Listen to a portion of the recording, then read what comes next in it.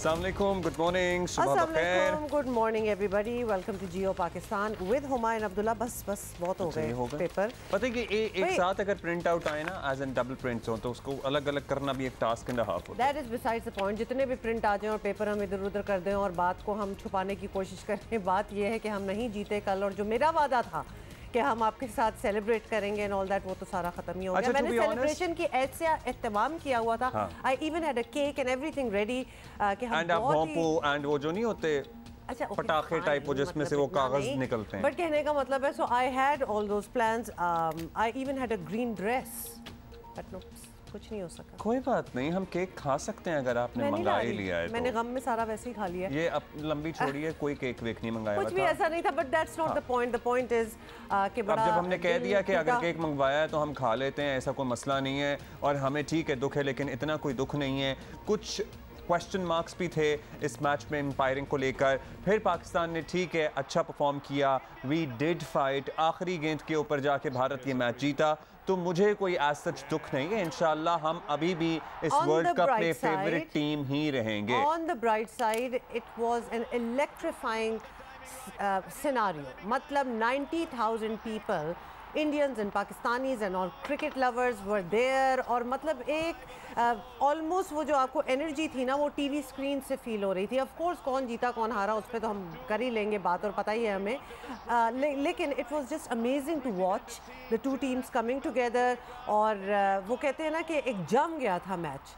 अब वो एम्पायरिंग वगैरह की आप बात करें, of course we'll talk about that too, लेकिन it was a treat to watch. अच्छा, मतलब और ये बड़े कम मौके होते हैं इस तरह। मुझे लगता है कि the audience also took it in stride, be it Indian fans और पाकिस्तानी फैंस। वो इंडियन मीडिया को आप बिल्कुल अलग रख दें, उसका हकीकत से कोई ताल्लुक नहीं होता, लेकिन otherwise all those who were present in the stadium, I spoke to a few friends who were in Australia watching this cricket match, specially went for this cricket match. उन्होंने कहा बड़ा भाईचारे का सा माहौल था एंड एवरीबडी एंजॉयड। और सब ने गेम को एंजॉय किया, क्रिकेट को एंजॉय किया, और पाकिस्तान टीम ने अच्छा परफॉर्म किया। It looked like that. Bye the वे, अब इस टूर्नामेंट में कोई चांस नहीं है एक्सेप्ट कि इंडिया और पाकिस्तान फाइनल में पहुंचे और फाइनल में एक दूसरे से टकराएं। This was the only cricket match जो कि इन दोनों टीमों के दरमियान होना था। अच्छा, फाइनल तक तो भी बहुत क्रिकेट बीच में पड़ी हुई है, तो फाइनल तक कौन पहुंचता है कौन नहीं पहुंचता। इंशाल्लाह पहुंचेंगे। इंशाल्लाह पाकिस्तान तो पहुंच ही जाएगा। अब इंडिया पाकिस्तान का मैच जो आप जिसकी दुआ कर रहे हैं वो हो ना हो, दैट्स अनदर स्टोरी। लेकिन कल जो था वो it was because literally till the last over आपको नहीं पता था कि क्या होने वाला है। तो वो बहुत ही जिसको कहते हैं ना कि एक ड्रामाई किस्म का मैच बन चुका था। और इंडिविजुअली घर में जो लोग देख रहे थे और मैं घर में देख रही थी, तो जो शोर शराबा था और जो टेंशन थी, वो you felt like you were a part of the stadium. अच्छा, you felt like you were there. We did. और ओपनर्स की नाकामी के बाद जब बाबर ऑब्वियसली आउट हुए तो ऐसा लग रहा था कि आसमान हमारे सर पर नीचे गिर गया है। फिर रिजवान भी चले गए तो फिर तो हमने बिल्कुल ही उम्मीदें छोड़ दी। लेकिन 100 किसको उम्मीद थी कि हम यहाँ तक स्कोर पहुँचा देंगे? 160 की नहीं थी, वो भी एक पता बट हमारे मिडिल ऑर्डर ने परफॉर्म किया। शान को दाद देनी पड़ेगी, इफ्तिखार को दाद देनी पड़ेगी, और किस को दाद देनी है, जिसको दाद देनी है आप दे दें, मेरा ख्याल है। फिर और मतलब आपको एक बात बताएं कि मतलब लिटरली मोमेंट बाय मोमेंट जो था ना, वो बदल रहा था मौसम एक मैच का, कि हम देख रहे थे कि क्या आखिर में होने वाला है। 16 रन बनाए, एक छक्का भी जड़ा। So we ultimately managed to make 160 runs. अच्छा आगाज नहीं था हमारा, उसके बावजूद भी फिर जब हमने बॉलिंग कराना शुरू की तो हमें तो लगा कि हमने दुनिया ऊपर नीचे कर दी है भारतीय बल्लेबाजों की। मतलब 4 विकेटें उड़ा दी हमने इब्तिदा में ही। 4 विकेटें हमने इब्तिदा में तो उड़ा दी, लेकिन उसके बाद फिर वो हम फिर ख़त्म हो गए ना। उसके बाद फिर जब पांड्या और कोहली की जो पार्टनरशिप हुई, वो इतनी solid partner actually by the way कि वो असल में हमारी जीत में रुकावट बनी। Cricket watcher, as a cricket lover, that was something to watch. मतलब वो पार्टनरशिप वाज क्वाइट अमेजिंग। और जिस तरह वो इन ट्यून थे with one another and the way they were just playing, it was quite an amazing thing. Obviously हमारे साथ मुकाबला था और इंडिया के प्लेयर्स हैं, लेकिन अच्छा जो खेल रहा उसकी तारीफ भी। अच्छा जी, आखिरी ओवर पे आ जाते हैं अल्टीमेटली, उसके बाद और बात नहीं करनी, क्योंकि आखिरी ओवर पे आ जाते हैं। वहीं से तो मैच बिगड़ा था ना हमारे लिए, एटलीस्ट हमें लग रहा था बस बन गया है। एक्चुअली मैं और अब्दुल्ला उस वक्त से डिबेट कर रहे हैं और थोड़ी सी हमारी लड़ाई भी दोनों हो रही थी कि आखिरी अच्छा, अब हमने भी जाहिर है वी आर नो एक्सपर्ट्स, हमने भी एक्सपर्ट से ही राय ली, उनकी माहिराना जो राय है मालूम करने के बाद हमारी भी अंडरस्टैंडिंग में इजाफा हुआ। अच्छा, बात में कह रहा है, मैं एक इंटरजेक्ट करके एक बात करनी है। ये मैच हमारे हाथों से तब भी निकला है, सिर्फ आखिरी ओवर की ना बात करें, बल्कि सेकंड लास्ट ओवर में जब हारिस रऊफ की बॉलिंग पे छक्के मारे गए हैं ना, तब भी टर्न अराउंड हो गया था। तो लिहाजा because there was a big gap जो उससे पहले था, बिल्कुल लग रहा था towards the second last over के ये तो अब बहुत ही मुश्किल होगा उनके लिए बनाना, लेकिन फिर हमने ऐसे झोली में रख के लेकिन ओवरऑल मैच में हारिस ने अच्छी बॉलिंग की, सो हो जाता है। लेकिन हम आपको ये बताना चाहते हैं कि अब इस बहस से तमाम हमारे पाकिस्तानी बहन भाई निकल आए। कोहली के 3 रन जायज़ थे रूल्स के हिसाब से, क्योंकि वहाँ पे एक इमेजिन करें सिनेरियो, फ्री हिट में स्टंप्स सिर्फ इसलिए एग्जिस्ट करती हैं कि रन आउट किया जा सके, अदरवाइज स्टंप का कोई किरदार नहीं है। बोल्ड हो जाए, कैच आउट हो जाए, कुछ भी हो जाए, आउट नहीं होगा। हाँ, मोस्ट लाइकली सिर्फ रन आउट हो सकता है। सो आप सोचिए ये तमाम चीज़ें माइनस हो जाएंगी। एक इमेजिन कीजिए ना सिनेरियो, तो उसके बाद कोहली रन बना रहे हैं उस वक्त, हमें और कोहली न्यू द रूल, इसलिए उन्होंने हमें ये करना चाहिए था कि हमें बेवकूफ़ों की तरह उस वक्त अपील करने के बजाय उस बॉल को चेस करते हुए उन्हें रन आउट करने की कोशिश करनी चाहिए थी। Having said that, मतलब उसको वैसे बाय द वे चेस भी किया जा रहा था while the runs were being made, लेकिन सॉरी मेरा ये स्टांस था कि उस बॉल का मकसद क्या था। एक दफ़ा वो अगर विकेट्स को स्टंप्स को लग चुका है तो वो डेड बॉल हो गया, उसके बाद वो बॉल चौका मारे या छक्का मारे, that should not count. The act of the bowling itself, it was an unplayable ball. Kohli उसको नहीं चला सका, वो विकेट पे लगा, मतलब वो हो गया ना पहला। अब उसके बाद क्या क्या वो काउंट करेंगे? तो लिहाजा वो विकेट पे लग के, if it was a rule, अगर वो ball boundary, they should have known. अगर बाउंड्री पे लग के, हो सकता है पता भी हो और उस वक्त ना समझ आ रही हो, क्योंकि अब उससे आपको पता है it was a pressure match. अगर वो बाउंड्री पे उस वक्त भी चली जाती तब चौका भी काउंट होता, आपको पता है, तब चौका भी काउंट होता स्टंप्स पे लगने के बाद भी, बिकॉज स्टंप्स हैं नहीं हैं कोई फर्क नहीं पड़ता। तो फिर तो ये लैक ऑफ इन्फॉर्मेशन है, मेरा ख्याल है आधी से ज्यादा कौम को भी बाय द वे इन्फॉर्मेशन नहीं थी, बिकॉज जो पहला एक्ट है उस बॉल का जो कि स्टंप पे लगी है, उन्होंने कहा जी हो गया हमारा काम, कि ये अनप्लेएबल बॉल थी, उसकी लग गई स्टंप पे, वो भागता रहा। तो how come none of the players, मेरी बात सुने, अगर किसी नो बॉल पे कैच हो जाए या कुछ भी हो जाए, और जब तक फ्री हिट पे अगर कैच हो जाए, जब तक वो कैच पकड़ने वाला फील्डर अपने विकेट कीपर तक नहीं पहुंचाता, बॉल नहीं थ्रो करता, भागता रहता है ना बैट्समैन। सो आप समझिए कि ये कुछ मानी नहीं रखता था, आउट होना, स्टंप पे लगना, सिर्फ रन आउट प्रॉब्ली हो सकता था। एक सिनेरियो इमेजिन कीजिए ना, because it was a free hit. उसके बाद मुझे एम्पायर्स के भी बाय द वे एक्ट पे थोड़ा सा है, because they were very much under awe of Kohli. Kohli was actually, अगर आप बॉडी लैंग्वेज भी देखें, स्टांस भी देखें, it seemed like he was directing them. हाँ, इस पे जरूर बात की जा सकती है कि मेरे 3 रन काउंट हो। मैं इस पे आपसे इत्तेफाक करता हूँ कि कोहली के कहने पे नो बॉल नहीं दी जा सकती थी, देनी चाहिए थी। मतलब सकता ना सकता वाली बात तो हम नहीं कर सकते, इसको रिव्यू करना चाहिए था, थर्ड एम्पायर से रुजू करना चाहिए था। और बहुत से लोगों की राय ये है कि थर्ड एम्पायर भी इसको शायद नो बॉल करार देता, लेकिन डालना चाहिए था, because the technology is so advance in cricket और it is available, it is for you to use it. So उसको थर्ड एम्पायर को रेफर किया जाना चाहिए था। There were a series of, जिसको कहते हैं ना, unfortunate instances that led to you know our series में सीरीज ऑफ अनफॉर्चुनेट इंसिडेंट्स, वो जो होता है। तो हुआ ये, और उसके बाद एम्पायर्स के भी, टू बी वेरी ऑनेस्ट, मुझे तो उनकी भी समझ नहीं आई कि वो खैर हम तो यहाँ पे क्या ही अपनी माहिराना राय दें। हमारी जो अपनी माहिराना हमारी जो नाक़िस सी अंडरस्टैंडिंग थी, हम पूरे अवाम की एक अक्कासी कर रहे हैं इस वक्त बैठ के, because these are the debates तो that I have been hope happening कि on this social has media. Somehow helped you. हमने आपको, बहुत से लोग गुस्से हैं इस बात पे, 3 रन, तो हमने अपनी कोशिश की आपको समझाने की कि क्यों ये 3 रन रूल्स के मुताबिक थे। I hope we made sense and experts से हम जरा और इस पे रहनुमाई ले लेते हैं। बिल्कुल, साबिक कप्तान और कौमी क्रिकेट टीम के मोइन खान हमारे साथ हैं। मोइन खान साहब, क्या हाल है आपका, कैसे हैं? अच्छा, अब एक ऑब्वियसली टफ मैच था, बहुत सख्त मुकाबला रहा, something that we were waiting to watch, और एक्चुअली मैच बिल्कुल उसी तरह ही था जिस तरह होना चाहिए। आपकी नज़र में पैसे वसूल, हाँ, टर्निंग पॉइंट क्या था? हम आपसे सबसे पहले तो ये पूछ रहे हैं कि पाकिस्तान जो है वो मैच कहाँ पर लग रहा था हार गया? आई थिंक टर्निंग पॉइंट मुझे जो मैच में लगा, जहाँ पाकिस्तान की बहुत ज़्यादा ग्रिप आ गई थी मैच के अंदर, वो 12th ओवर था जब नवाज से बॉलिंग कराई गई। नवाज को वहाँ पे तीसरा ओवर कराया गया। आई थिंक वो ओवर जो है वो नसीम शाह या हारिस रऊफ का बनता था, तो मेरा ख्याल है वहाँ कप्तान से गलती हुई है, वो ऐसा पॉइंट था। और अगेन 16 या 17वां over, if I am not wrong, जो शाहीन शाह से दोबारा ओवर करवाया गया था, उनका जो शायद आखिरी ओवर था, उसमें मुझे ऐसा लगा कि वहाँ पे भी इन दोनों ही फास्ट बॉलर में से एक ओवर कराना चाहिए था, और जिसकी वजह से मैं समझता हूँ कि आपने इंडिया को अलाउ किया कि वो जो आपका डिफेंडिंग आपने टोटल रखा हुआ था बोर्ड के ऊपर, उसके करीब पहुँच सके। अच्छा मोइन भाई, नवाज की जिस बॉल को नो बॉल करार दिया गया और जिस अंदाज पे ज़्यादा ज़रा हम बहस कर सकते हैं, अंदाज में करार दिया गया, मैच हमें लगा कि वहीं पर पूरा मंजर बदल गया। फिर वो बोल्ड होने के बाद 3 रन, हमने तो अपने तय यहाँ पे कुछ समझ के समझाने की कोशिश की है। आप बताइएगा, आपकी नज़र में इसमें क्या चीज़ गलत थी, क्या सही थी, ज़रा हमें गाइड करें आप। अरे क्रिकेट कवानीन तो अप्लाई हुए हैं बिल्कुल, और वर्ल्ड कप का मैच हो रहा है, इंडिया पाकिस्तान का मैच हो रहा, तो ऐसा कभी भी नहीं हो सकता कि आप रूल के ख़िलाफ़ चले जाएं या अंपायर रूल के ख़िलाफ़ चले जाएं। आई थिंक रूल्स यही डिफ़ाइन है, क्लियर है कि बॉल सिर्फ उस सूरत में डेड होता है या रन्स काउंट नहीं होते जब बैट्समैन कैच आउट होता है। In the mean time ball जब तक एयर में रहती है आप रन भाग सकते हैं। इसी तरह अगर आप बोल्ड होते हैं तो बोल्ड होने के बाद अगर बॉल बाउंड्री लाइन क्रॉस कर जाए तो आपको 4 रन मिलते हैं।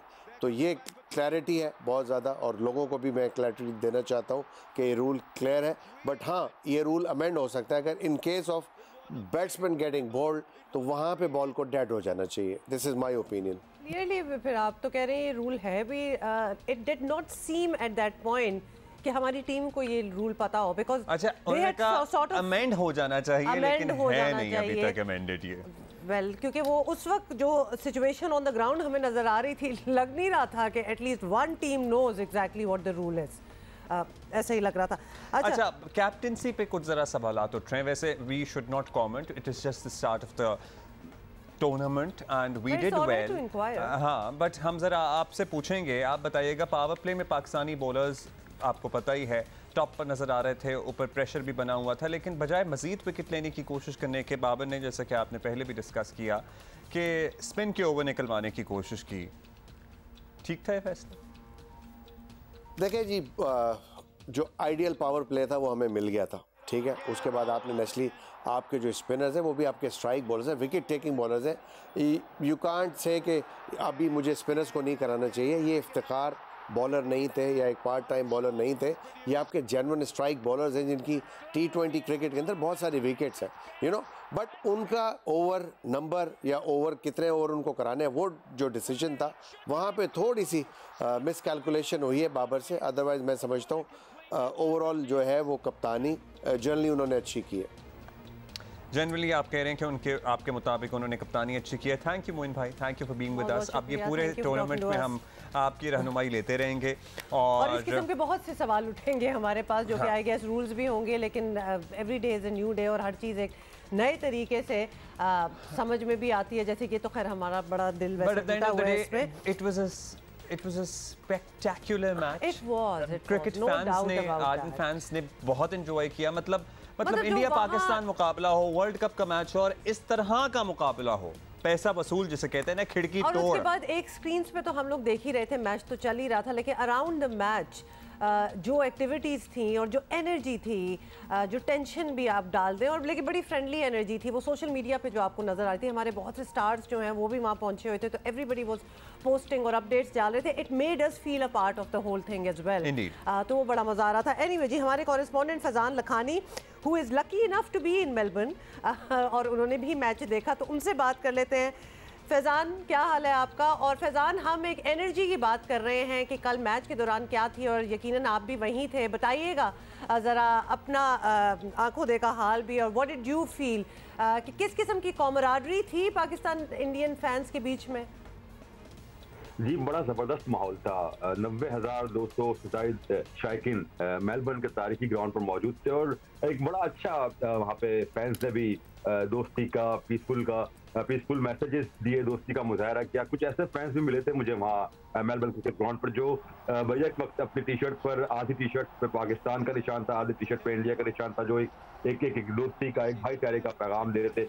और एक अच्छे माहौल में क्रिकेट हुई, और जिस तरह की क्रिकेट मैदान में हुई उसने भी एक अच्छा पैगाम दिया। दोनों टीमों के दरमियान भी जिस तरह रिस्पेक्टफुल ताल्लुकात है, तो एक अच्छा मैसेज जा रहा है। लेकिन अगर क्रिकेट की बात करें, माहौल की बात करें, बड़ा इलेक्ट्रीफाइंग माहौल था एमसीजी का। और एक अच्छी बात, एक अच्छी डेवलपमेंट जो मुझे लगी, जब मुसलसल में इंटरनेशनल मैचेस कवर करते आ रहा हूँ, पाकिस्तान इंडिया के मैचेस कवर किए मुल्क से बाहर, जो अक्सर औकात हम ये देखते थे कि इंडियन फैंस की तादाद बहुत ज्यादा होती थी। इस बार भी बहरहाल इंडियन फैंस की तादाद ज्यादा तो थी, बट पाकिस्तानी फैंस की जो तादाद थी, जो पहले कम नजर आती थी, इस बार पाकिस्तान के फैंस भी एक अच्छी तादाद में ग्राउंड में मौजूद थे। तो पहले अगर हमें ये लगता था कि 80-20 का रेशियो है, तो इस बार 60-40 का रेशियो था मेलबर्न। अच्छा, और बहुत सारे लोग जो वहाँ मकीम थे ऑस्ट्रेलिया में, वो तो पहुंचे ही पाकिस्तान से, और पूरी दुनिया से लोग एक्चुअली मैच देखने के लिए आए हुए हैं, जो ऑडियंस में बैठे हमें नजर आ रहे थे।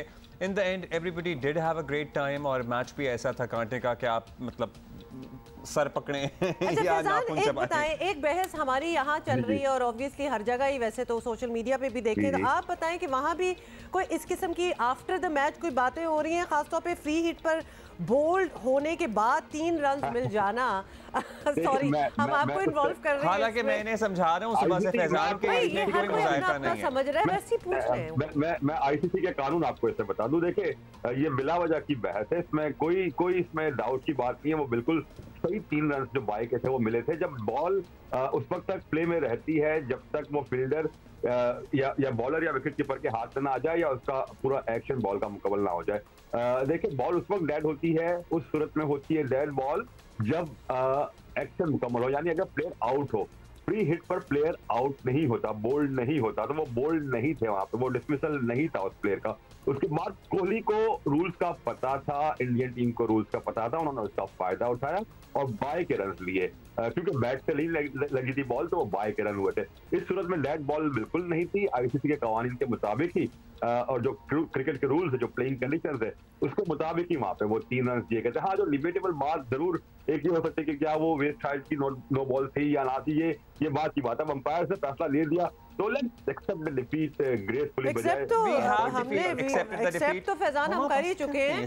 3 बॉल नहीं, 3 रन जायज है। मैं बस कर दूंगी जब हम किसी और खबर पे जाएंगे, but since we are talking about cricket, उसमें कोई मसला नहीं है, वो बिल्कुल कवानीन के मुताबिक है। एक दिल भी तो कहता है ना, तो आप दिल तो नहीं मान रहे। अब मेरे पास तो 2-4 और भी सवाल थे, लेकिन अब्दुल्ला, आपने अक्सर देखा होगा कि कभी प्लेयर बोल्ड होता है और एम्पायर ने नो बॉल का इशारा किया होता है, तो प्लेयर उसमें रन भाग लेता है बोल्ड होने के बाद भी। तो इसका मतलब ये है ना कि जब आप डिसमिसल नहीं हुए तो आप रन ले सकते हैं। बॉल चलिए, 3 रन वाली कहानी तो सेटल हो गई। हमारी टीम को पता था वैसे। हाँ, ये हम सवाल देखिए, पता होना चाहिए, इंटरनेशनल टीम प्लेयर है, इंटरनेशनल क्रिकेट हो रही, तो रूल्स का तो पता होना ही चाहिए। अब फैजान, आपकी बात में भी देखिए, आपकी आवाज में भी डाउट आ गया। अब उस कोहली को तो पता था, क्या हमारी टीम को पता था कि नहीं? बिकॉज उस वक्त it did not seem as if anybody knew what was going on. They probably wanted some more clarity. अक्सर देखें, ऐसी मोमेंट आ जाती है जब आपको चीजें पता होती भी है और आपके जहन से निकल जाती है। हम लाइव रिपोर्टिंग कर रहे होते हैं, अक्सर हमारे पास पूरी इन्फॉर्मेशन होती है। आप अक्सर लाइव प्रोग्राम होस्ट कर रहे हो, अक्सर पूरी इन्फॉर्मेशन होती है, कहीं एक ऐसा लम्हा आ जाता है कि जहन से निकल जाती है बात। वो मोमेंट भी ऐसा होता है कि जिसमें आप इतना प्रेशर है, 90,000 लोग हैं, स्पेक्टेटर हैं ग्राउंड के अंदर, मतलब क्रूशल लम्हात चल रहे हैं मैच के, तो अगर आपको पता भी होता है टाइम्स, तो आप वो कंफ्यूज हो जाते हैं चीजों में। नो बॉल पे हाँ सवाल हो सकता है कि कोहली के कहने पे क्यों दिया, रेफर करना चाहिए था, लेकिन अब तो we should move on from that as well. But उसका हमें जरा ग्रज है, वो रहेगा। मूव ऑन करना ही है तो पाकिस्तान जब सिग्नल कर देता है ना नो बॉल, तो उसको प्लेयर रिव्यू के लिए अपील नहीं कर सकता। अंपायर सिग्नल करने के बाद खुद अगर चेक करना चाहे तो वो हो सकता है, प्लेयर उसको कॉन्टेस्ट नहीं कर सकता। अच्छा आप बताएं, अगले मैचेस की बताएं, क्या तैयारी है, हमारे लड़कों का मोराल कैसा है आफ्टर दिस डिफीट? मेरा ख्याल है कि एंड आल्सो इन्फॉर्मेशन के साथ साथ हम हमारे अपने फैजान हमारे साथ हैं, व्यूअर्स को भी बता दें कि पाकिस्तान का स्क्वाड जो है वो मेलबर्न से पर्थ रवाना हो चुका है और कल सुबह 10 बजे मेरा ख्याल है कोई सुबह 10 बजे यहाँ मेलबर्न के टाइम के मुताबिक रवानगी हुई थी और इस वक्त यहाँ पर 3 बज चुका है, तो 5 घंटे की फ्लाइट है मेलबर्न से पर्थ की, तो पहुंच चुका होगा पाकिस्तान का स्क्वाड। मैंने भी शाम को यहाँ से रवाना होना है, तो ये 5 घंटे की यहाँ से एक फ्लाइट है। लेकिन बड़ी मजे की बात यह कि मेलबर्न और पर्थ दोनों एक ही मुल्क है, लेकिन दोनों जगह का टाइम डिफरेंस बड़ा फर्क है, 3 घंटे का फर्क है टाइम जोन का भी इन दोनों शहरों में। बाकी पाकिस्तान टीम का जो स्क्वाड पर कॉन्फिडेंस की बात थी, लेकिन इस तरह से पाकिस्तान टीम खेली है, उनका मोरल डाउन नहीं होना चाहिए। पाकिस्तान टीम बड़ी क्लोज आके आ रही है, मैच में 2 मरतबा पाकिस्तान ने फाइट बैक किया, बहुत अच्छा फाइट बैक है। तो शुरू में जिस तरह पाकिस्तान का स्टार्ट था, it was not an ideal start जो हमारी जब बैटिंग स्टार्ट हुई थी, जब दोनों में Faizan will go one step ahead to say that India के लिए भी आसान नहीं था, मतलब टिल द लास्ट बॉल, मतलब कि लास्ट ओवर तक एक स्ट्रगल चल रही थी। It could have been anybody's game, तो उनके लिए भी कोई could have been anybody's game और एक कांटे का मुकाबला, हम पल्ला टीमें नजर आ रही थी दोनों। ऐसे क्लोज गेम अब्दुल्ला, ऐसे क्लोज गेम हौसले बढ़ाते हैं, आप चाहे हारे भी, लेकिन ऐसे क्लोज गेम आपको ये हिम्मत देते कि यार we can defeat any team, we can fight till last ball, तो वो एक हौसला पाकिस्तान टीम को वो एतमाद जरूर मिलेगा। ट्रू, बहुत शुक्रिया आपका Faizan and have a safe journey ahead. आप भी जा रहे हैं थोड़ी देर में। हाँ, आई एम श्योर एंजॉय कर रहे होंगे, मतलब।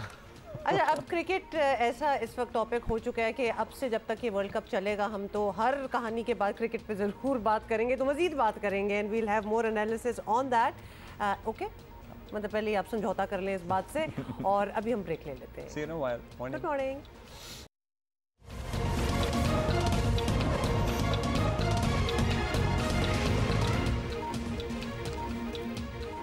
वेलकम बैक जी। और मैच तो हम हार गए, लेकिन कोई बात नहीं। अभी इतनी मुश्किलों से मैं अभी we had moved on from there, आपको पता है मुश्किलात से मूव ऑन कर जाते होते हैं। तो you know what, it will take me a few days to move on in the truest sense of the word. I thought you were the one who said in the previous, अभी जो हमने बात की है कि हम अच्छा खेले, there's a lot of cricket left, there's a lot of cricket left, हम अच्छा भी खेले और इस तरह के मैच से जैसे कि फैजान से भी हम बात कर रहे थे, हमारा मोराल नीचे नहीं गया, हमारा मोराल बल्कि बुलंद हुआ है, लेकिन फिर भी दुख तो होता है ना कहीं ना कहीं। Oh God. अच्छा, मूविंग ऑन। अच्छी खबर सुनाएं। अच्छी खबर में ये है कि जियो फिल्म्स की पेशकश लाशारी फिल्म्स और इंसाइक्लोमीडिया का शाहकार, हम इसे कहेंगे the legend of Maula Jatt की शानदार कामयाबी का सफर जो है वो बिल्कुल जारी है और बड़े सिनेमाघरों के बेरुखी के बावजूद आपको, और ये हम खास तौर पे दिल से इसलिए भी कह रहे हैं क्योंकि जहाँ हम देखना चाहते थे वहाँ फिल्म लगी नहीं है। खैर एनीवे जी, पहले हफ्ते में 33 करोड़ कमाए हैं, 33 करोड़ रुपीस। और मैंने आपको क्या कहा था कि दूसरे हफ्ते में फिल्म ज्यादा बिजनेस करेगी क्योंकि वर्ड ऑफ माउथ इसका ऐसा है। तो लिहाजा पहले हफ्ते में 33, दूसरे हफ्ते में 35 प्लस करोड़ जो है। ये पहली पाकिस्तानी फिल्म है जो कि 100 करोड़ के क्लब के बिल्कुल नजदीक पहुंच गई है। और जब हम इनसे बात कर रहे थे तो हम इनसे जरूर पूछते थे कि आप लोगों ने उस तरह इसकी प्रमोशन और मार्केटिंग नहीं की जिस तरह परहैप्स एक पंजाबी मूवी की पूरे पंजाब में तो होनी चाहिए थी, बट अब मुझे समझ आई वो वर्ड ऑफ माउथ इतना स्ट्रांग है, मूवी इतनी स्ट्रांग है कि लोग लिटरली एक दूसरे को कॉल करके देख रहे हैं, कह रहे हैं कि हम तो जरा मोहतात थे कि जरा क्लब के करीब पहुंच गए। जियो की हेडलाइन में सुन रहा था रात की, लेकिन उसके बाद हमारा हिकमत ने, जो फिल्म के प्रोड्यूसर हैं, उन्होंने ट्वीट कर दिया कि इस फिल्म ने 100 करोड़ कमा लिए हैं। सो ये पहली पाकिस्तान, दिस इज हिस्ट्री। और लिटरली जिन बड़े सिनेमा हाउसेस ने या सिनेप्लेक्सेस ने नहीं लगाई है उनका अपना नुकसान है। तो हमारा ये बड़ी, और जब ये तारीख रकम की जा रही होगी ना पाकिस्तानी सिनेमा की, दिस इज एट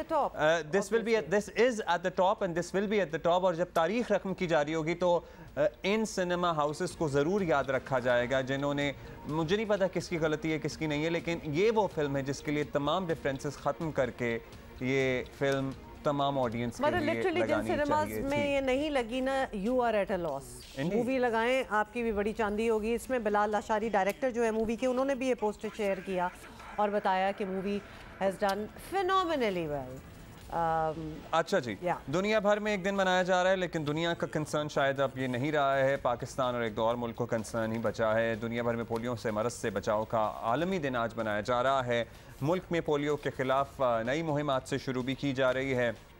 और अब सिर्फ 2 ममालिक ऐसे रह गए हैं जो अब तक पोलियो जैसे खौफनाक मरज़ से छुटकारा हासिल करने में नाकाम है।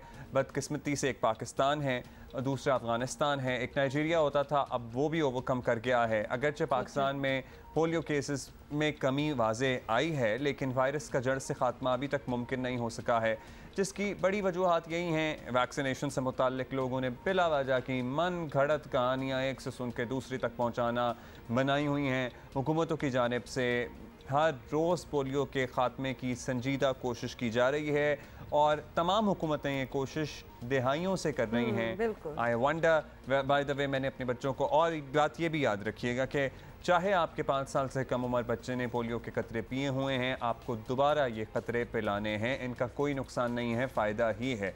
सो मैंने अपने बच्चों को अभी परसों तरसों दोबारा पोलियो के कतरे पिलाए हैं। एग्जांपल अच्छी बात की है, ये देखें।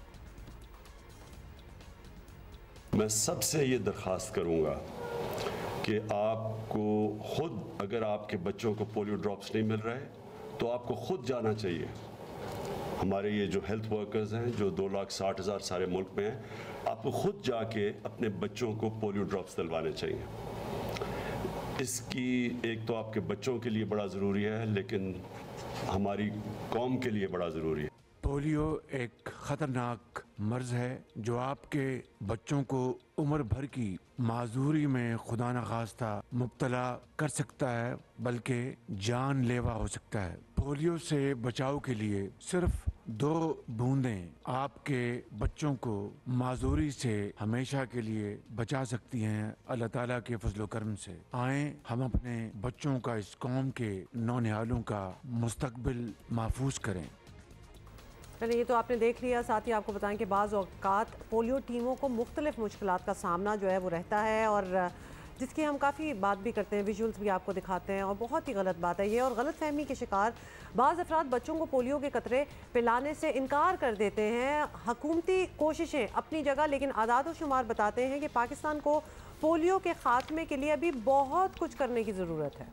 और हमारी अब ऑब्वियसली हमेशा ही हम ये कहते हैं कि सबसे दरख्वास्त है कि पोलियो वर्कर्स के लिए अपने दरवाजे और अपने दिल खोलें, क्योंकि ये आप ही की मदद को आ रहे हैं। ये गर्मी हो, सर्दी हो, पहाड़ हो, सहरा हो, बंजर इलाके हो, बयाबान हो, हमारे पोलियो वर्कर्स अपनी जान लिटरली हथेली पे रख के पहुँचते हैं। क्योंकि आपको पता है ना, बीच में कितनों को टारगेट किया गया, पुलिस सिक्योरिटी अल्टीमेटली। मतलब सोचिए कि एक नॉर्मल मुल्क हो, एक नॉर्मल हालात हो, कोई क्यों पोलियो वर्कर्स को कत्ल करेगा? पब्लिक सर्विस हो रहा हो जहाँ आपके घर आके, मतलब आपको कुछ करने की जरूरत नहीं है, और कतरे पिलाए जा रहे हैं आपके बच्चों को, आपकी नस्लों के लिए कर रहे हैं ना, कि वहाँ उनकी जान पे बनाई। तो आप सोचिए कि हम में कहाँ मसला है, मतलब हम कौन है यार वैसे। अच्छा, डॉक्टर शहजाद बेग, हम अभी देख रहे थे हम कौन है, coordinator national emergency operation centre हमारे साथ हैं। डॉक्टर साहब, थैंक यू फॉर ज्वाइनिंग। आज पाकिस्तान बदकिस्मती से अब भी दुनिया के उन ममालिक में शामिल है जहाँ पोलियो बाकी है। मतलब ये कहते हुए भी थोड़ी सी शर्म ही आती है। तो क्या वजह है कि हम इस मर्ज से छुटकारा नहीं पा सके? कसूरवार आप किसे समझेंगे? पाकिस्तान और अफ़गानिस्तान ही दुनिया में 2 ऐसे ममालिक हैं जहां से हम पोलियो का ख़ात्मा नहीं कर सके। और हालिया दिनों में जो माहौलियाती नमूनों में न्यूयॉर्क और लंदन में ये वायरस की मौजूदगी पाई गई है, इससे ये बात वाज़ेह होती है कि अगर हमने दुनिया को पोलियो फ्री करना है तो पाकिस्तान और अफ़गानिस्तान में से भी पोलियो को ख़त्म करना पड़ेगा। और इस कामयाबी के लिए सब अपना अपना किरदार अदा कर रहे हैं। अगर हम अभी तक कामयाब नहीं हुए तो उसकी मेन वजह यही है कि अगरचे कोई हम 99% बच्चों को तो वैक्सीनेट करने में कामयाब हो गए हुए हैं, लेकिन चंद मखसूस इलाकों में, कुछ पॉकेट्स में ऐसे बच्चे रह जाते हैं जो मुकम्मल इनकारी हैं वालिदैन के, और उसकी वजह से उन बच्चों को हम हर बार कतरा पिलाने से रह जाते हैं और वायरस उनमें बच जाता है, और उसके बाद वो वायरस जो है वो दूसरे बच्चों को दोबारा इन्फेक्ट कर देता है। अच्छा डॉक्टर साहब, हम आपसे जेन्युइनली ये जानना चाहते हैं कि पाकिस्तान कोशिश कर रहा है अपने का, कुछ बच्चों को हम हमेशा रह जाते हैं जिनके वालिदैन नहीं मान रहे हैं। हम बड़ी रिगरस कैंपेन्स भी चलाते हैं, अपैरेंटली हमारी तवक्कुआत के मुताबिक नताइज नहीं हैं। तो हमारा ये जो रास्ता है, जिस तरह से हम कैंपेन कर रहे हैं या जिस ट्रैक में हैं, हम इसी तरह पोलियो का ख़ात्मा कर सकते हैं या वहाँ पे भी हमें दोबारा कुछ सोचने की ज़रूरत है कि अपना शायद ट्रैक तब्दील करें? देखिए, पोलियो के ख़ात्मे के लिए पाकिस्तान तमाम कोशिशें जो है वो बरोए कार ला रहा है और 15 महीने तक पाकिस्तान में पोलियो का कोई केस रिपोर्ट नहीं हुआ था। उसके बाद भी जो केसेस रिपोर्ट हुए हैं, हमने वायरस को कॉर्नर कर लिया है साउथ की पीके में। अभी जो 20 केसेस रिपोर्ट हुए हैं लास्ट गुज़िश्ता 3 महीनों में, उनमें से 17 केसेस जो हैं वो नॉर्थ वज़ीरिस्तान में हैं, 2 जो हैं वो लक्की मरवत में हैं और 1 जो है वो साउथ वज़ीरिस्तान में है। सो हमने वायरस को एक मखसूस इलाके में कंटेन कर लिया है और कुछ साल पहले जो वायरस की जो 11 इकसाम थी, अब उनमें से सिर्फ एक ही जो वेरिएंट है वो उसका वो बाकी बचा है, जिसके हम खात्मे की मुकम्मल कोशिश कर रहे हैं। सो हमें ये कामयाबी तो मिली है, लेकिन हम उस इलाके में इस वायरस को एलिमिनेट करने में कामयाब नहीं हुए हैं। हम तमाम हर पे बरुए कार ला रहे हैं, तमाम पॉलिसीज अपनाए हुए हैं, लेकिन हम फिर भी यही कहेंगे, ये वही ट्रैक है। मतलब बहुत शुक्रिया आपका डॉक्टर साहब। हम यही कहेंगे और हम बारहा इस प्लेटफॉर्म से का इस्तेमाल करते हुए यही कहते हैं कि अगर आपने कुछ भी सुना हुआ है पोलियो के कतरों से मुतालिक तो वो झूठ है, वो प्रोपेगेंडा है। ये कतरे आपके बच्चों को नुकसान नहीं पहुँचाते। ये कतरे अगर आपको लगता है कि आपके बच्चों की अफजाइश नस्ल में आगे उनके बच्चे पैदा करने में एक रुकावट बनेंगे, तो ऐसा नहीं है। ये झूठ पर मबनी प्रोपेगेंडा है। Do some research. मतलब कौन किसी के सर में ये सारी चीज़ें डालेगा जब तक आप क्यूरियस ना और ख़ुद रिसर्च ना करें। और अगर आपके घर टीमें नहीं पहुंचती तो ये आपकी रिस्पॉन्सिबिलिटी है कि आप जाएँ क्लोजेस्ट क्लिनिक और अपने बच्चों को ये कतरे पिलाएँ। हम ब्रेक ले रहे हैं।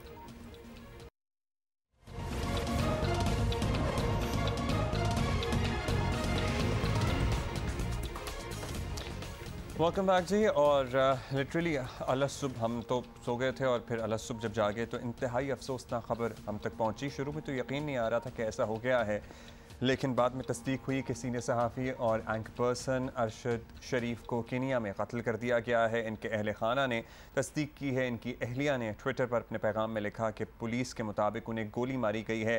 तहकीक़ात इस वाक़े की जारी हैं। तहकीक़ात तो होनी ही चाहिए और इसके हक़ाइक़ मंजर आम पर आने चाहिए। आपको ये भी बताएं कि अरशद शरीफ कुछ रोज़ पहले दुबई से लंदन भी गए थे और वज़ीर आज़म शहबाज शरीफ का सहाफ़ी अरशद शरीफ की अफसोसनाक मौत पर इजहार अफसोस गमज़दा अहल खाना से ताज़ियत का इजहार भी उन्होंने किया। और जर्नलिस्ट कम्युनिटी के लिए बड़ी शॉकिंग ये खबर। सुबह सुबह जब सबको पता लगा, people woke up to this sad news. Nobody could initially believe कि ये हो चुका है, लेकिन ये हकीकत है। फिर तस्दीक हुई इसकी और वाकई बहुत ही अफसोसनाक वाक़या। हम जियो न्यूज़ की तरफ से, जियो पाकिस्तान की तरफ से इनके अहल खाना से इजहार ताज़ियत करते हैं। अल्लाह ताला इन्हें जन्नतुल फिरदौस में आला मकाम दे। और सर्टनली इस पे हुकूमत पाकिस्तान को जितनी भी इंफॉर्मेशन चाहिए केनिया की हुकूमत से वो हासिल करनी चाहिए और फिर आवाम तक ये हक़ाइक़ पहुँचाने चाहिए। एब्सोल्युटली। और अगर आप सोशल मीडिया पे भी देखें तो it is top trend right now. और सारे जो सिटीजन्स हैं जो कंसर्न्ड हैं कि ये हुआ कैसे, क्या हुआ, आप ट्विटर पे अपडेट्स भी देख सकते हैं। अच्छा जी, अभी हम एक ब्रेक लेंगे। हम हाजिर होंगे हेडलाइन ब्रेक के बाद।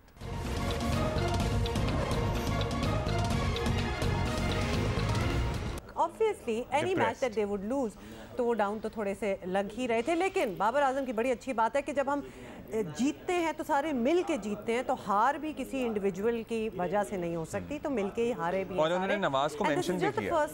And this is just the first match anyway. So वो अच्छा था कि भाई नवाज बिल्कुल ही कोने में, ऐसा लग रहा था ज़मीन में गड़ी जाएंगे, लेकिन उन्होंने मेंशन किया कि भाई it's okay and Nawaz it's really okay, it's alright, it's alright, the end of the world and it was a match. मतलब ये होता है ना, you give away the match. ये मैच पड़ गया था। हाँ, तो ये हमने को प्लेट में रख के नहीं दिया। मतलब इंडिया को भी नाको चने चबाए हमने। नीचे की हुई है और सर झुका के बैठे भी हुए हैं, but he should just get up. Everybody should cheer up, get up and fight again. अच्छा जी, साबिक टेस्ट क्रिकेटर आकिब जावेद हमारे साथ हैं और उनसे भी ज़रा बात कर ही लेते हैं क्योंकि दिल का बोझ तो हमने भी हल्का करना ही है। अच्छा ये बताइएगा आकिब कि इतना जानदार मैच, ज़बरदस्त क्रिकेट हुई, लेकिन आखिरी ओवर में बैटर की निशानदेही पर नो बॉल करार देना, फ्री हिट पर बोल्ड होने के बाद 3 रन मिल जाना, हम इस पर ऑल्दो काफ़ी बात कर चुके हैं पिछले घंटे में भी, लेकिन ये कुछ एंटी क्लाइमेटिक सा नहीं आपको महसूस हुआ? आप भी यही समझते हैं या कुछ और? पहले तो ये बताएं। देखिए, रूल तो रूल है, रूल के मुताबिक ही क्रिकेट खेलनी चाहिए और ग्रेसफुली आपको एक्सेप्ट करना चाहिए कि आपकी पाकिस्तानी टीम ने बहुत ज़बरदस्त मैच खेला और रिजल्ट जो है वो आखिरी ओवर में इंडिया के हक में चला गया। It's very simple.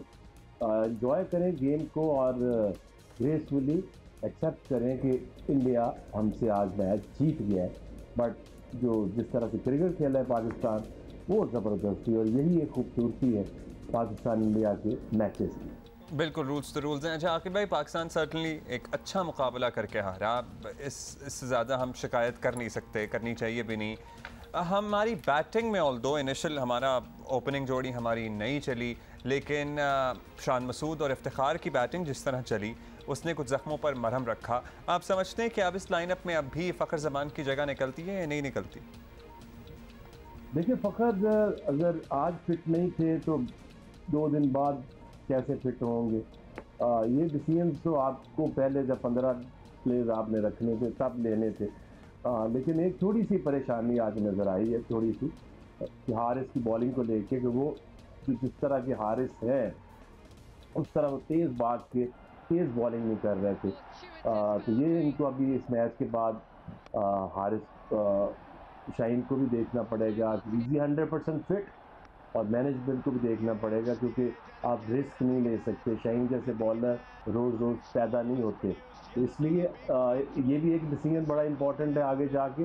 और फ़खर का डिसीजन भी कि क्या वो फिट हैं, 100% फिट हैं तो खेलें, और अगर वो आते हैं तो फिर आपको वही मुसीबत पड़ी रहेगी जो पिछले दिनों से चली आ रही है। कोई कभी हैदर 1 डाउन जाता है, कभी 2 डाउन जाता है, कभी 7 नंबर पे जाता है, कभी आसिफ अली 8 नंबर पे जाता है। इस टीम में स्ट्रेट वे अगर ये सेम टीम खेले तो इसमें आसिफ अली 8 नंबर के ऊपर मुझे नहीं लग रहा कि उनको खिलाना चाहिए, उनको 7 नंबर पे लिए और हैदर को चेंज करके अब मोहम्मद वसीम को लेके आए, ताकि आज का जो मैच था उसकी हारने की एक बहुत बड़ी वजह ये है कि पाकिस्तान के पास जो छठा बॉलर था वो सीम बॉलर अगर होता, आज के मैच में अगर मोहम्मद वसीम होते तो बहुत सारी चीज़ें डिफरेंट हो सकती थी।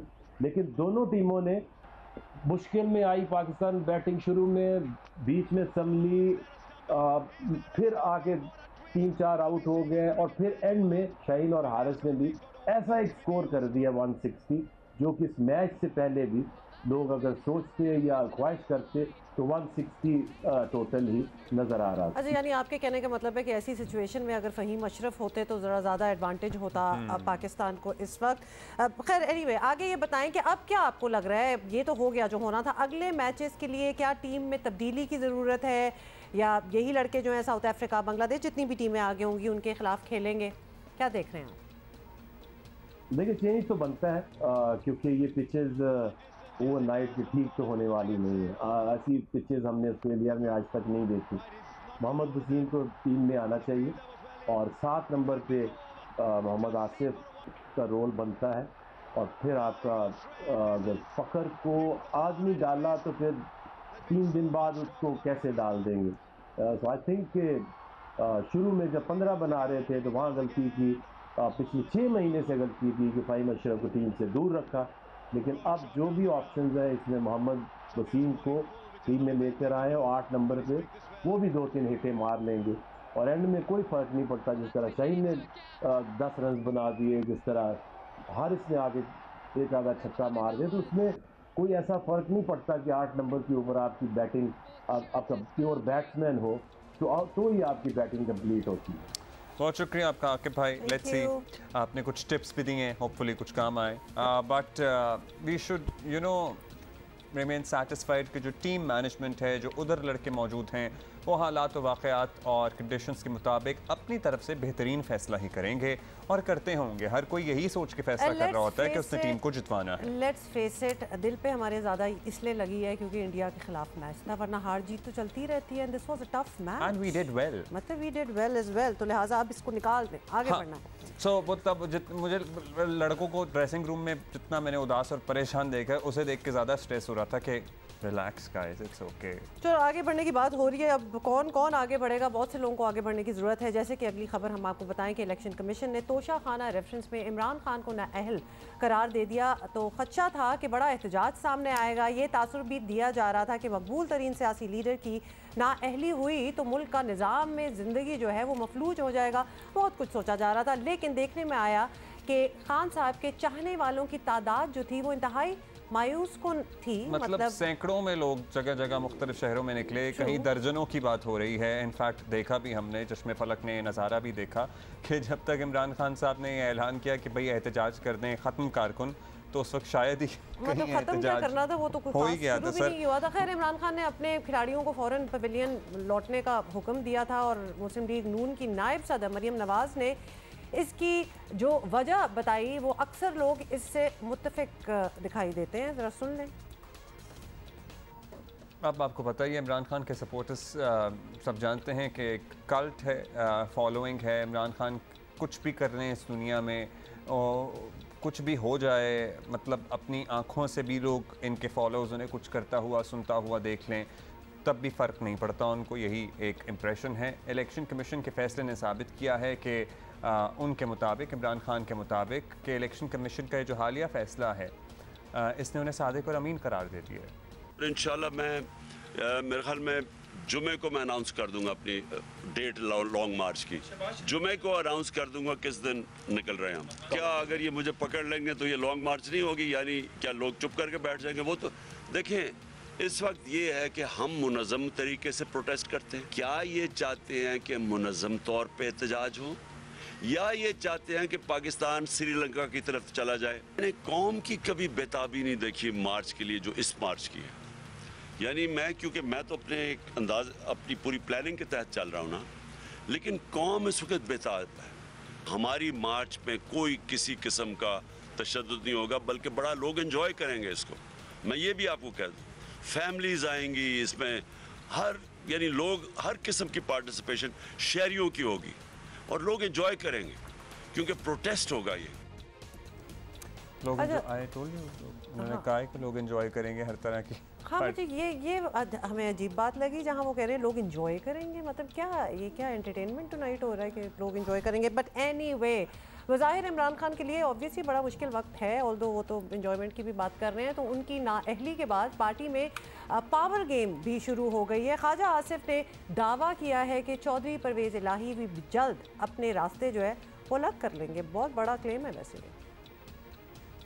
जो हालात आइंदा आने वाले चंद दिनों में अनफोल्ड हो रहे हैं, इमरान खान साहब को एक चीज़ का ध्यान रखना चाहिए कि उनकी सफ़ों में जिस तरह तोड़ फोड़ शुरू होगी, और सबसे पहले उनको चौधरी परवेज़ इलाही का ख्याल करना चाहिए। चौधरी परवेज़ इलाही जो है किसी और तरफ ना चला जाए। पंजाब असेंबली वाला सिलसिला जो है ना, वो ज़्यादा देर चलने वाला नहीं है। बहुत से लोगों के जो हालात आने वाले हैं इंशाअल्लाह ताला वो उनके बारे में नहीं होंगे, और वो और पनाह गाहें ढूंढेंगे, नए अलायंसेस बनेंगे। लेट्स सी क्या होता है। इमरान खान साहब की नाअहली पर हुकूमत का एतमाद तो ज़रा बुलंद ही है।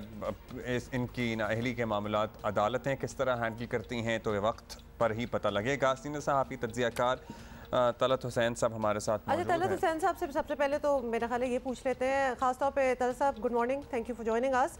हम पिछले घंटे में क्रिकेट के हवाले से बात कर रहे थे और हमें क्लैरिटी चाहिए थी कि फ्री हिट पर बोल्ड होने के बाद 3 रन मिलते हैं कि नहीं। आपसे हमें ये क्लैरिटी चाहिए कि इलेक्शन कमीशन के पास किसी को नाअहल करने का इख्तियार है?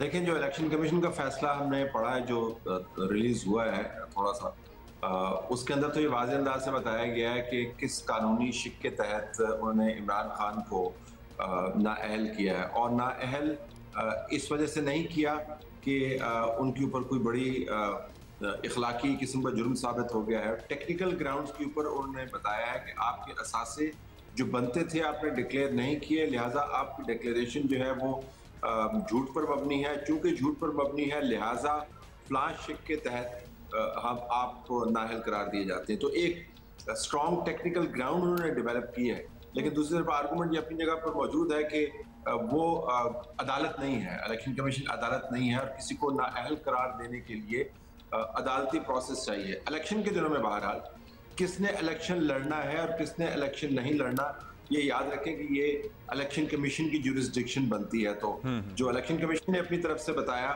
कि जी किन ग्राउंड्स के ऊपर हमने इनको डिस्क्वालीफाई किया है, वो ग्राउंड्स टेक्निकल हैं और इलेक्शन कमीशन की जुरिस्डिक्शन में आती हैं। अच्छा तलत साहब, हमने देखा कि इनकी नाअहली के फैसले के बाद जो एहतजाज शायद ये एक्सपेक्ट कर रहे थे वो नहीं हुआ और लॉन्ग मार्च के हवाले से कई हफ्तों से वो कह रहे हैं कि अक्टूबर में ही होगा, अक्टूबर में ही होगा, अक्टूबर में ही होगा। अब एक लास्ट वीकेंड रह गया है, अगला जो वीकेंड है which is going to be 28, 29, 30, 31 so क्या आपको लगता है क्यों इतनी देर लग रही है? किसी इंतज़ार में है क्या खान साहब कि कोई अनाउंसमेंट हो जाए, मुमकिन तौर पर इलेक्शन की डेट शायद अनाउंस हो जाए और लॉन्ग मार्च की जिस तरह फवाद चौधरी कह रहे थे वो इंतज़ार इनका तवील होगा या लॉन्ग मार्च ही होगा? ऑप्शंस कितनी रह गई हैं इनके पास? देखिए ऑप्शन इनके पास एक ही रह गई है। इनकी बंदूक के अंदर जो भी गोली है, भले उसमें बारूद है या उसके अंदर पानी है, वो ठुस होगी या धमाका करेगी ये तो बाद में पता चलेगा, लेकिन गोली एक ही रह गई और गोली ये है कि हमने लॉन्ग मार्च करना है और लॉन्ग मार्च के नतीजे में हमें वो तमाम चीज़ें मिल जाएंगी जिसकी हमें इतनी देर से तलाश है, जिसकी बुनियाद पर हम रोज़ाना प्रेस कॉन्फ्रेंस करते हैं, ट्वीट करते हैं, लोगों को इंगेज रखते हैं। यानी मैं वापस आ रहा हूँ, मैं प्राइम मिनिस्टर बन रहा हूँ और ये लोग भाग रहे हैं और नए इंतखाबात हो रहे हैं। अब उस गोली को इस्तेमाल करके वो अगर ये नतायज हासिल नहीं करते तो उनके हाथ में कोई चीज़ रह नहीं जाती। तो मेरे ख्याल में वो इंतज़ार कर रहे हैं कि गोली चलाने से पहले कुछ ऐसे मामलात हो जाएं कि मैं उसको अपनी कामयाबी की दलील के तौर पर सामने रख के और लोगों को बताऊं कि देखें मैंने तो मकसद हाल कर लिया है। इलेक्शन कमीशन की तरफ से फैसला आने के बाद इमरान खान का एक पर्सनल स्टेक भी डेवलप हो गया है। अब अगर वो एहतजाज नहीं करते तो फिर ज़ाहिर है उनकी सियासत जो है वो सिफर होती हुई नजर आती है ज़ाती जाविये से अगर आप देखें, क्योंकि उनका तमाम के तमाम जो इमेज है अपने बारे में कि मैं डूअर हूँ और मैं जब चलता हूँ तो हर तरफ जो है वो तूफान आता है। इमरान खान बहरहाल सोचेंगे यही कि आने वाले दिनों में उनके लिए कोई दरमियाना रास्ता निकल आए, तो इस वजह से वो डिले कर रहे हैं। जुमे की अब जो उन्होंने डेट अनाउंस की है, पता नहीं उस पर अनाउंस करते हैं या नहीं करते।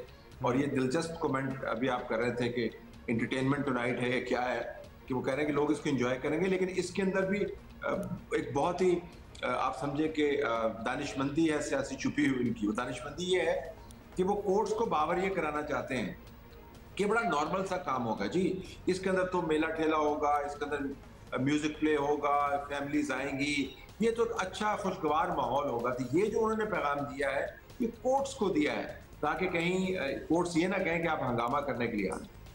हालांकि उनके जो लीडरान हैं वो ये कहते रहे हैं, फवाद चौधरी साहब से इंटरव्यूअर ने पूछा था कि कहीं पीटीवी पे दोबारा हमला तो नहीं कर देंगे, तो उनके मुताबिक लाखों लोग जो उनके ख्याल में है कि निकलेंगे तो कुछ भी कर सकते हैं, उनको रोका तो नहीं जा सकता। नाअहली के बाद भी उन्होंने एक सॉफ्ट कॉल भी थी कि लोग एहतजाज करेंगे, तो वो बड़ा डिसअपॉइंटिंग नंबर जो है, हमें कुछ ख़ास उस तरह लोग नहीं नज़र आए। अच्छा ये बताएं कि नाअहली के फैसले के बाद कहा जा रहा था कि तहरीक इंसाफ में ये मशवरे हो रहे हैं कि शायद पंजाब और खैबर पख्तूनख्वा असेंबलियाँ जो हैं वो तोड़ दी जाएँ, तो क्या पीटीआई इतना बड़ा फैसला आपको लगता है कि कर सकती है और इसका कोई सियासी फ़ायदा भी उनको होगा? देखिए सूबाई असेंबलियाँ तोड़ेंगे तो सूबाई असेंबलियाँ तोड़ने से मरकज़ के ऊपर क्या असर पड़ेगा, उसका फैसला जो है सूबाई असेंबलियों के टूटने के बाद अज खुद नहीं हो जाता। सूबाई असेंबलियाँ टूटेंगी तो सूबाई असेंबलियों के ज़िमनी इंतखाबात हो जाएंगे। तो पंजाब और केपी की असेंबलियाँ तोड़ने से अगर वो तोड़ते हैं तो वो कोई बहुत बड़ा मरकज़ में फ़ायदा नहीं उठा सकते। उनकी असल जो काविश है वो मरकज़ के अंदर हुकूमत हासिल करना है। जिस दिन इमरान खान की नाअहली हुई उस दिन मैं लाहौर में था और काफ़ी मैं सड़कों पर घूमा फिरा।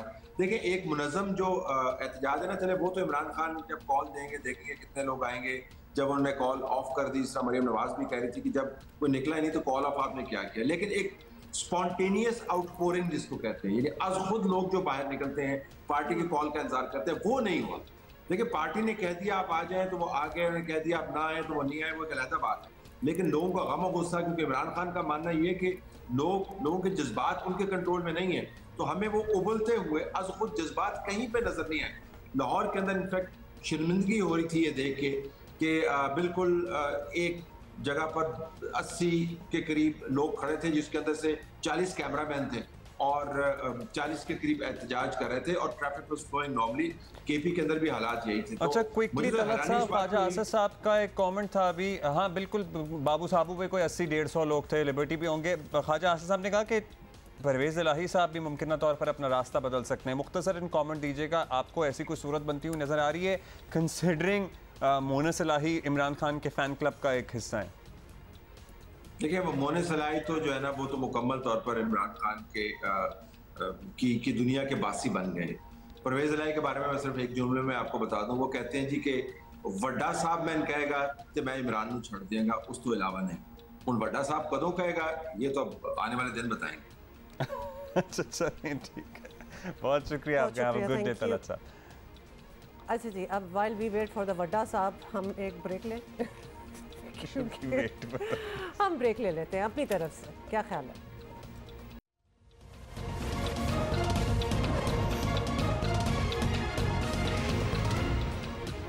वेलकम बैक जी। वेलकम। एक बड़े ज़बरदस्त मेहमान से आपकी मुलाकात करानी है। एक पोलिश शहरी हैं, पोलैंड के शहरी हैं और शिमोन इनका नाम है। पाकिस्तान में कुछ अनोखा किया है इन्होंने दुनिया के बुलंद तरीन पहाड़ी सिलसिलों उन्दुकश, हिमालय और कराकरम के पहाड़ी रास्तों में 1000 तकरीबन वैसे 800 समथिंग किलोमीटर्स का सफ़र 810 किलोमीटर का सफ़र तय किया है दौड़ कर। ये मुनफरद रिकॉर्ड है, पाकिस्तानी भी ये रिकॉर्ड है, पोलिश भी ये रिकॉर्ड है। अपनी दौड़ में मुख्तलिफ मराहिल पे मुख्तलिफ मकामात से गुजरे हैं और चित्राल भी इनमें से एक था। स्कर्दू पहुँचे, देवसाई प्लेन्स में इन्होंने दौड़ लगाई है, बाबूसर टॉप तक पहुँचे हैं, नारान पे इनका इख्तिताम हुआ इस दौड़ का। पहाड़ी रास्तों में ये शिमोन दुनिया के पहले एथलीट हैं जो इस तरह से इतना फासला तय किया है इन्होंने। अभी ये कराची में मौजूद हैं क्योंकि इन्होंने ये सारा किया क्यों है, पहले ही बता दें कि इसका पीछे एक मकसद था, क्योंकि ये एक निजी अस्पताल में ज़ेर इलाज कैंसर के मरीजों के लिए अतियात जमा कर रहे हैं। इनफैक्ट इंडस हॉस्पिटल के लिए ये जमा कर रहे हैं, पर्टिकुलरली बच्चों की जो कीमोथेरेपीज़ वगैरह होती हैं और बच्चे जो कैंसर के मरीज़ होते हैं इंडस में, उनके लिए अतियात जमा करने की ये सारी कोशिश है। कॉज भी बड़ी अच्छी है। And Shimon is here with us in the studios. Shimon Maku is with us. Shimon, thank you so much for joining us, and it's good to see you sitting there for a while. I'm not running around the studio either. I wanted to, but lovely. We made you sit. Shimon, you've been running before this as well. Is it like a passion, a hobby back home in Poland? Yes, it's my passion for sure. It's the way I live my life is through running. Most of the time, sometimes I sit and I talk, but most of the time I run. Because if and you talk about how if we are talking about covering thousands of kilometers here, yes. I mean that's a big number. When he sits, he just talks about running as well. So he's so either running or he's sitting and talking about running. So that is the passion. But how did you hear about it, or how did you come up with the idea that this is what I'm going to do? I'm going to go to Pakistan. This is what I'm going to do, and also collect funds or awareness, for cancer patients. Sure. So why Pakistan? For me, Pakistan is the most beautiful country in the world because of the unique nature and unique landscapes, mountains, and also people. So I always wanted to come to the Pakistan, even though the Pakistan is not that popular destination for the Europeans. Sure. But it should be, because it's beautiful and it's safe, and everything here is really unique. So how did you plan this? Did you have a friend who told you about that you should go to Pakistan? Did you research it on your own? Did you research? It just popped up in your mind on your own? How did you come to this conclusion? When I saw the map, I just thought that this is the place I want to run, because nobody did that before me. This is the reason. And also because I'm not also running for myself. I'm doing the charity run. So I thought it would be beautiful to combine Poland and Pakistan to do the charity run here. When we tell somebody that about an adventure like this, people get confused. So how does this actually happen? So you run for a while, or you run from day to evening, and then you take rest at some nearby place, or you camp at some point or a spot. Please explain that and to also, us. if all of this is pre-planned, like you know exactly where you're going, where What you're your routes are. I never know what I'm doing exactly. That's the next that's day the or even the same day. That's the beauty of it. So the plan, I have a plan. So the plan is to run 50 kilometers per day. Okay. So I start around 7:37 in the morning, before 10 a.m. In the morning, because since 10 a.m. it's really hot. Yeah, it is. So it's better to run as much as I can. So I run around 6-7 hours per day, and after I'm gonna finish, either we're gonna look for some guest house, or I'm gonna sleep in a tent.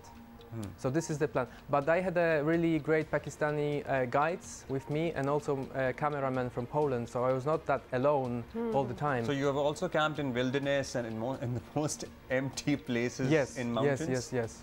How was the experience like? It is unforgettable, unique and beautiful. It sounds very interesting, by the way. Not that I would ever imagine, you know, maybe myself doing that, because I like everything planned, but did you meet any interesting people on the way? Because, you know, that place, it's known for its beauty and the hospitality of the people. Exactly. The hospitality of the people were amazing, and I've met a lot of children, especially because I was running in the morning, so a lot of children were going to the schools. So sometimes when they see me, they were of course like amazed at what he's doing, but also they would join me. So they would run with you. Yeah, they would run with me for a short run, and then yes, they would be Did on they their way to the question school. you, not just the children, you know, anywhere else that you would go? Did they question you why you were doing this, and did they understand why? No, I think they were questioning me, but I didn't. My Urdu is still not so good, but I would see from their own eyes that they are really interesting. What's the deal here? Why he's running? Is he running from some? You know? Is he running away from something? Yes. Yeah. Somebody is. But I always smile, and I always say salam, like this, and this breaks all the barriers. This works. Yes. Yes. All right, Shimon, tell us about this cause. This is a great cause. Indus Hospital is one of the most reputed hospitals around here in Pakistan. They have been doing charity work for years now. So how did you get to know about this particular charity, this hospital, and how does this collaboration work?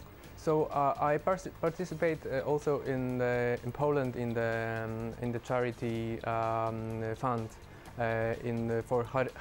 it's called Hiroshi Foundation, and Hiroshi Foundation is a part of the very big organization called ALSAC, and ALSAC is also, and Indus Hospital is also under the ALSAC. So this allows me to also get in touch with Poland and Pakistan. Right. So we start to work together before, like months before I came here, to set the goal and to also to set this charity cause. So now that you are here in the south part of the country, you've been through the mountains, the most beautiful and amazing part of the country.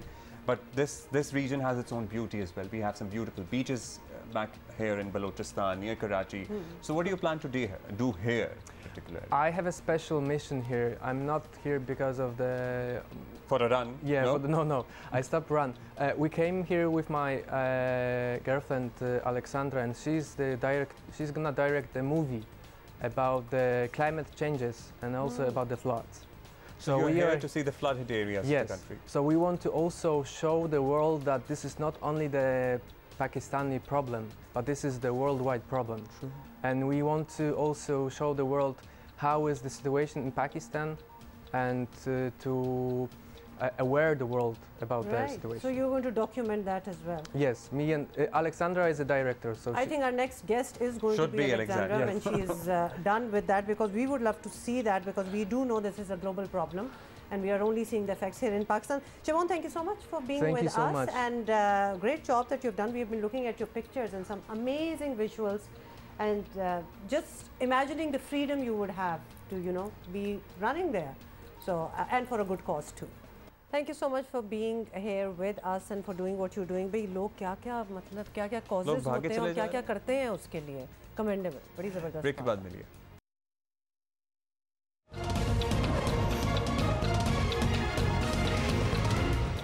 अच्छा जी, नया तालीमी साल शुरू हो रहा है। Career counsellor educationist आबदी साहब हमारे साथ वापस मौजूद हैं। आबदी साहब, thank you once again for being with us.